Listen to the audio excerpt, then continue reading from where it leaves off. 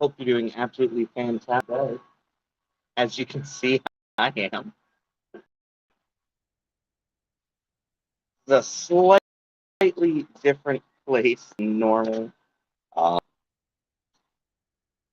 we are in the gazebo area, though, in the public park space near the river. My biggest hope, though, is that we maintain this really nice signal until we're done. A quick visual descriptor: I have long brown hair, glasses, pink shirt. I have a beaded bracelet and silver bracelet, coffee mug in hand, some benches behind me, a fence. We got some flowers blooming back there. See what else I can see. And yeah, so it's a nice spot. This is the gazebo. The river is down that well. Hold on. River is down that way. I hope you can hear it. I can hear the birds. I can hear the river. I hope you have your coffee, tea, whatever it may be, whatever gets your day going. And that's really the secret, isn't it? Whatever gets your day going. And let's just jump right into adventure as a daily practice. All right. What's your day look like today? Does it look the same as yesterday? Is tomorrow going to be more or less the same as today, yesterday, and the day before?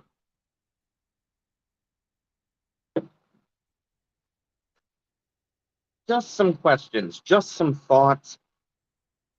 But why does every day end up looking the same? Have you ever had that feeling like you're just in a never ending cycle where every day just starts to feel like the same day? It all meshes together. Someone were to ask you the other day, do you remember the thing that happened? And you have to think for a moment, what other day? Which one in particular? I don't really know. It's that kind of pattern mindset that can set in all too easy. And sometimes we ourselves can't quite remember if something happened a couple days ago or a few weeks ago. Not a good place to be. And that really brings us to adventure as a daily practice. Now, yesterday I talked about adventure and how adventure doesn't necessarily mean you have to get up and go hiking. And it doesn't necessarily mean you have to hop on a plane and go across country or across the ocean. Adventure isn't always something big. Adventure can be something quite small. Adventure is changing the brand of coffee you get in the morning. Adventure is going to a different restaurant for dinner just because you've never actually gone there. You keep saying, we should go there. Adventure can be changing the route you take to work every day. Adventure can be pushing the boundaries of the dress code where you work. Now, that last one could be controversial depending on the type of job you have, but it's not necessarily controversial. If you have a dress code for your school, your job, whatever you need to do, but there's a certain boundary you always stay away from, consider what's right adjacent to that boundary and consider how you can go towards that. And while we're talking about the way we dress, there is, of course, a certain aspect, depending on the person, where oftentimes we'll dress a little more reserved in things like color and pattern. Not necessarily because we don't want to try those other things, not because we don't like those other colors and patterns, but because we're attempting to look professional. But professional is truly and completely arbitrary. Let's be fair. The idea of the CEO wearing jeans and a t-shirt started to become really acceptable 30, 40 years ago. And it's continued on to the point where people who are of status, station, wealth, they're not always going for designer clothes. Sometimes they're just going for comfort. And why shouldn't we look at that as an equivalent possibility for ourselves? Comfort over rigidness, stiffness. This is just another pointing out of how adventure doesn't necessarily have to be something big. You know, you could ditch the blazer and instead just have the shirt and tie. Or maybe you could get a blazer of a different color. Get something bright, get something with pop. Small things to add a little more adventure to your life and to hopefully change things up, to express more of yourself and get you out of a rut. Oh, there's seagulls. I can hear the seagulls. They're crying out. But adventure can also be other small things. Has there always been something you wanted to say or do or try, but you haven't? Have you always considered the possibility of wanting to learn how to paint? Or maybe take up a hobby? Maybe you want to go play volleyball. Maybe you want to do something, and then part of your mind says, I'm too old for that. Well, take that part of your mind and you tell it to hush. Because there's so many things you're never too old for. And that, too, is adventure. Adventure is changing the order of your day. Say you're used to waking up and starting out, get you ready, get dressed, go to the office or your home office or studio or wherever it is you work, and you jump right into one type of task, like immediately, every time. Try something else first. If you're used to answering all your emails first thing when your business day starts, and then you get into your work after that, why not push the emails until the afternoon or the end of the day? I understand that even that sounds potentially strange or nerve wracking, but our responsibilities aren't going to change no matter what job we're in, no matter what business we're in, no matter if we're an entrepreneur or we're part of a previous business structure, whether we're artists, creators, whether we're students. Our responsibilities in those roles don't change. What does change is how we feel about what we're doing as time goes on. Morning over there on Twitch. So glad you could join us.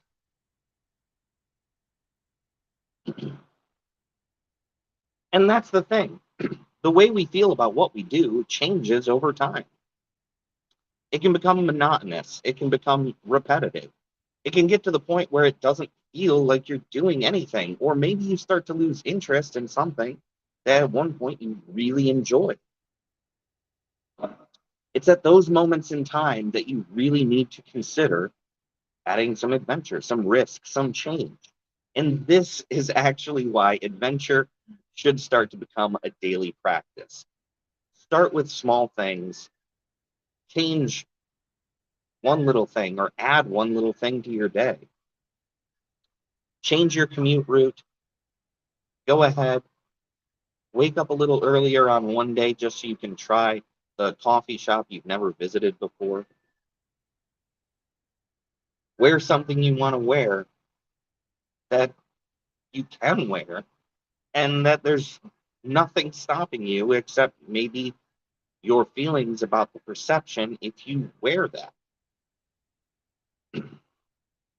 Address your responsibilities in a different order. And it doesn't have to be every day you change it up. Maybe just one day you flip things around, and then maybe you make that part of your schedule. Every Tuesday and Thursday, you're going to flip the day around for how you take care of what you're supposed to do. Adventure is a way to re-experience the joys of life and the joys of what you do. And if you're a creator, go ahead, try new techniques, new software, new mediums for art. Bring different things in. Try one day listening to music while you work, if you don't already. Try a different kind of coffee or tea in the morning.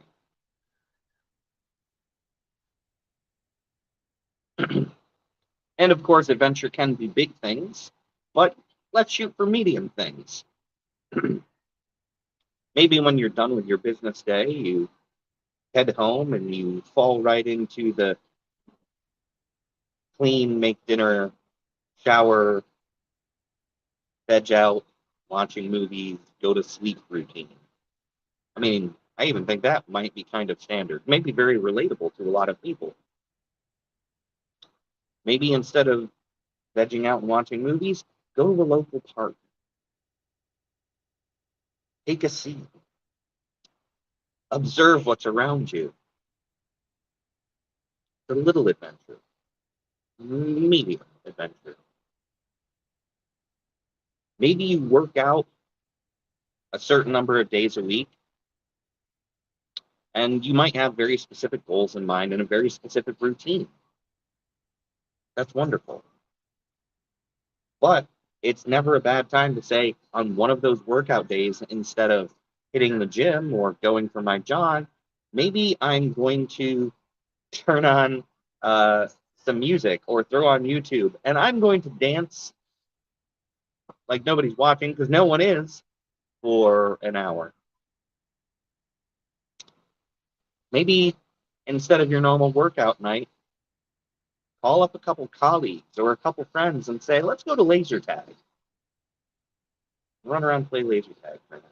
And again, if for any reason you ever say to yourself, I'm too old to do that, most certainly you're not.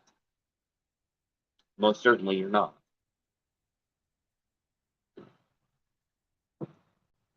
But these are little things. And if you inject one bit of adventure or change or risk or experimentation into your day, and you start to make adventure a daily practice, you're going to find a reinvigoration of your life, some new joy, or a reconnection to what you were doing, finding your way back to why you're doing it. For entrepreneurs and for business owners out there, risk sounds like just that, risk. But for a lot of you, it's also going to sound like possibility. It's going to sound like opportunity. And there's never a point where we can stop learning or stop growing. So throw a risk or two in, a change or two. Get yourself a Nescafe machine, throw it in your office, and wonder, why did I do that? Until you realize that the Nescafe might bring a little bit of happiness, or at least give you some more comfort. And adventure can be comfort. There's nothing that says adventure isn't buying some fuzzy socks or a fuzzy blanket and wrapping yourself up in it while you sit in your home office. And there's absolutely nothing that says you can't enjoy your life and still have new experiences that are low impact.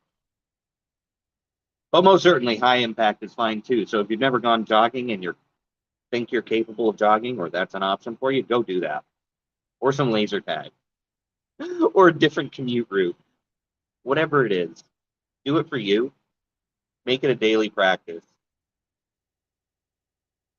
Enjoy life. Now, Get yourself an extra cup of coffee, tea, whatever it may be, whatever gets your day going. I've got my cup of comfort here. And you deserve one. You deserve another cup of. Now, somewhere nearby, there's going to be a link for my story mini series on Kindle Vella, 30 Days in the Apocalypse with Dr. Sciencio Magnifico. I highly recommend that you go check it out. It's funny, it's a little dark, it's apocalyptic. There's zombies, there's internet celebrities, there's social media, and in the apocalypse, yes, there are internet celebrities, and there's still likes and videos and social media and click this and click that, and there's still people vying for your attention, and there's a whole lot of fun, and there is a little bit of darkness, but there's also a lot of comedy, and there's action, and there's a great bit of satire, which I feel is absolutely appropriate in our day and age. Now, Kindle Vella is a wonderful, wonderful new way for writers to share their stories and to share their work. They come, the way it's formatted, Kindle Vella comes out in episodes, each episode being somewhere less than 5,000 words. So very easy to read in a sitting. And the first 3 episodes of any story on Kindle Vella are free to read. And then after that, episode 4 and beyond, for any story that you like, needs to be unlocked with tokens, which are available through Kindle Vella.